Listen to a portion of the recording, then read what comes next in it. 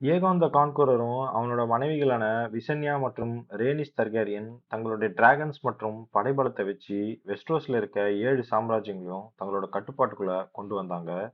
ஏகான் Kings landing அப்படின்னு ஒரு இடத்த உருவாக்கி அங்க இருந்து வெஸ்ட்ரோஸை ஆட்சி பண்ண ஆரம்பிச்சான். ஏகான் தர்கேரியன் யாரு, அவன் எப்படி 7 சாம்ராஜ்யங்களையும் தன்னோட கட்டுப்பாட்டுக்குள்ள கொண்டு வந்தான் அப்படின்னு தெரிஞ்சுக்கணும்னா அதை பத்தி தனி வீடியோ இருக்கு. அதை மறக்காம செக் பண்ணி பாருங்க.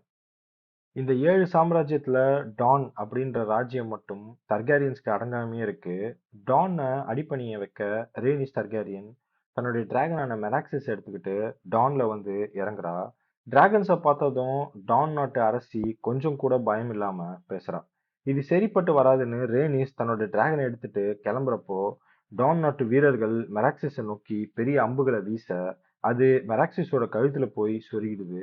இந்த சம்பவத்துல ரேனிஸ் தர்காரியன் கீழே விழுந்து இறந்து போயிடுறான்.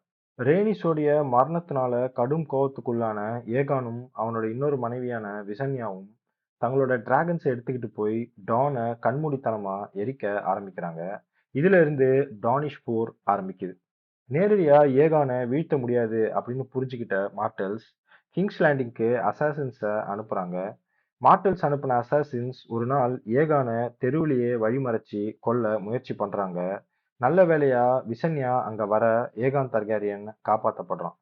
இந்த சம்பவத்துக்கு அப்புறம் ஏகான தனியா விட்டா ஆபத்துன்னு விசன்யா ஒரு முடிவுக்கு வரா.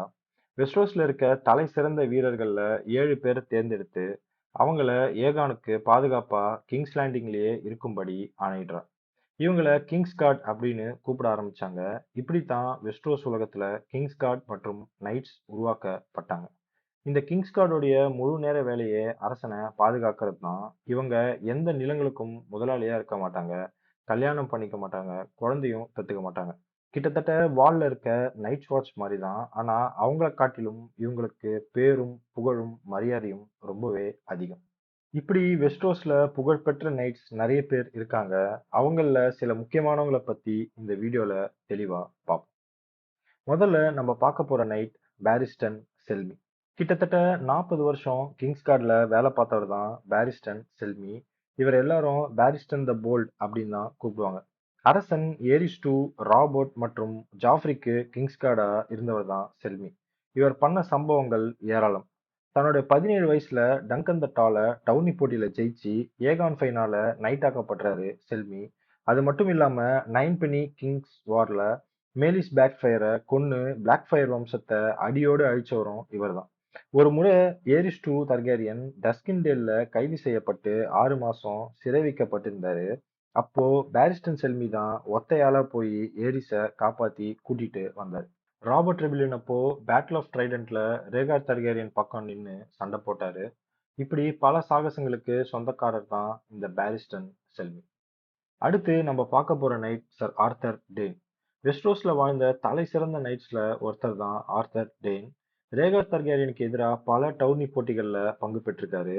யாருமே வீழ்த்த முடியாத மாபெரும் வீரராகவும் இருந்திருக்காரு. ராபர்ட் ரெபிலியன் அப்போ லைனா ஸ்டார்க் டவர் ஆஃப் ஜாய்ல இருக்கிறதா நெட் ஸ்டார்க்கு தகவல் வருது.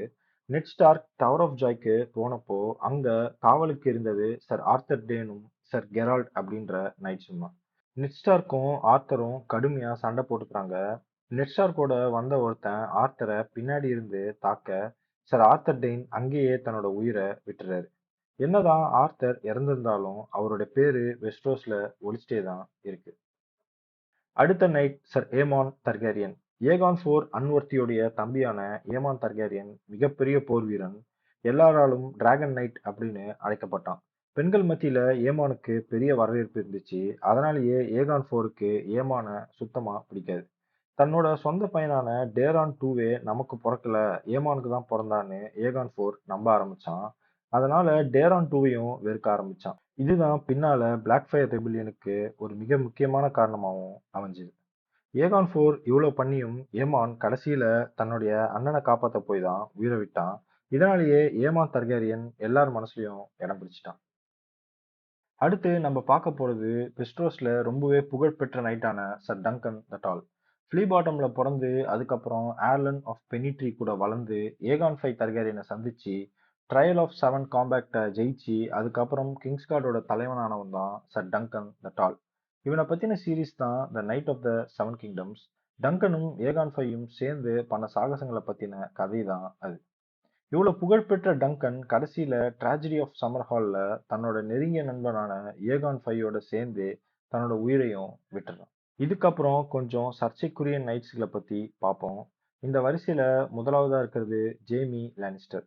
சர்சி லானிஸ்டருக்காக கிங்ஸ்கார்ட்ல சேர்ந்து அதுக்கப்புறம் ராபர்ட் டெபிலியன் அப்போ ஏரிஸ் டூ டர்கேரியனை முதுகுல குத்தி கொன்னவன் தான் ஜேமி. இதனாலேயே இவனுக்கு கிங்ஸ் லேயர் அப்படின்ற பேரும் வந்துச்சு. இது மட்டும் இல்லாம கிங்ஸ்கார்டோடைய பல விதிமுறைகளை மீறி நடந்தவன் தான் ஜேமி லானிஸ்டர். அடுத்து கிறிஸ்டியன் கோல்.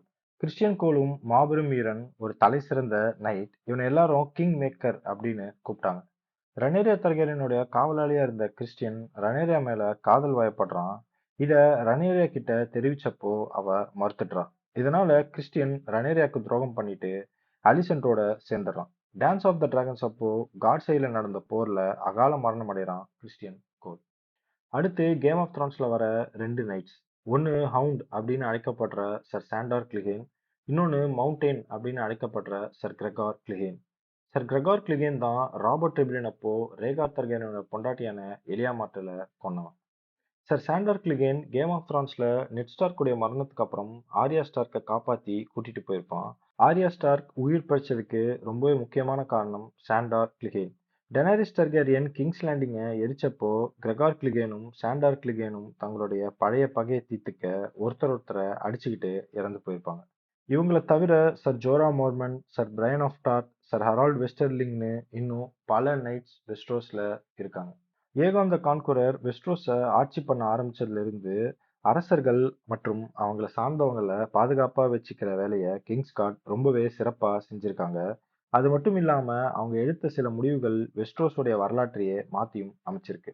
இப்படி தங்களோட வாழ்க்கையவே அரசர்களுக்காகவும் வெஸ்ட்ரோஸ்க்காகவும் அர்ப்பணிச்சு வேலை செஞ்ச கிங்ஸ்காட் மற்றும் நைட்ஸை சிறப்பிக்க தான் இந்த வீடியோ. இந்த வீடியோ பிடிச்சிருந்தா லைக் பண்ணுங்க, கமெண்ட் பண்ணுங்க, சேனலை சப்ஸ்கிரைப் பண்ணுங்க. இன்னொரு இன்ட்ரெஸ்டிங்கான வீடியோ உங்களை சந்திக்கிறேன். அது வரைக்கும் பை பாய்.